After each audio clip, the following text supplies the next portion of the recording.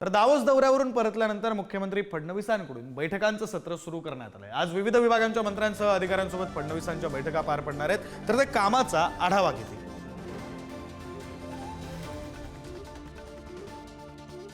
भाजपच्या संघटन मंत्र्यांची सुद्धा आज बैठक पार पडणार आहे। भाजप प्रदेश कार्यालयामध्ये ही बैठक पार पडेल।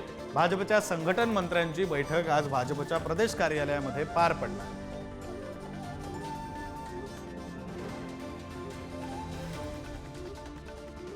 या संदर्भात बोलूया, आपले प्रतिनिधी सुशांत सावंत आपल्यासोबत जोडले गेलेले आहेत। सुशांत, खरं तर भाजपकडून निवडणुका पार पडण्याच्या आधी सुद्धा बैठकांचं सत्र सुरू होतं, निवडणुकीमध्ये मोठं यश मिळालं, त्यानंतर सुद्धा बैठकांचं सत्र सुरू आहे। आता भाजपचं लक्ष काय? मिशन महानगरपालिका?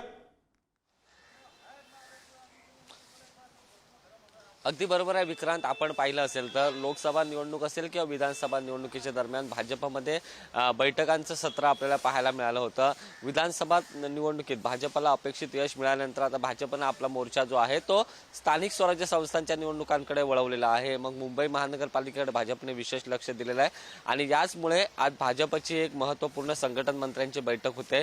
BL संतोष खरं तर या बैठकीला उपस्थित राहणार आहेत आणि आगामी स्थानिक स्वराज्य संस्थांच्या निवडणुकीमध्ये कशा पद्धतीने बांधणी करायची, कारण भाजप हा वर्षाचे 12 महिने काम करणारा पक्ष आहे। निवडणूक कोणतीही असो भाजप नेहमीच सज्ज असतं आणि स्थानिक स्वराज्य संस्था मिनी विधानसभा ज्याला म्हटलं जातं त्या स्थानिक स्वराज्य संस्थांच्या निवडणुकांमध्ये देखील आपल्याला विधानसभा निवडणुकीप्रमाणे यश मिळवायचं आणि याचसाठी भाजपची आजची बैठक होणार आहे। 10 वाजता भाजप प्रदेश कार्यालय नरिमन पॉइंट येथील भाजप मुख्यालय त्या ठिकाणी खरं तर ही बैठक होणार आहे। या बैठकीत आगामी स्थानिक स्वराज्य संस्थांच्या निवडणुकीची रणनीती आखली जाणार आहे।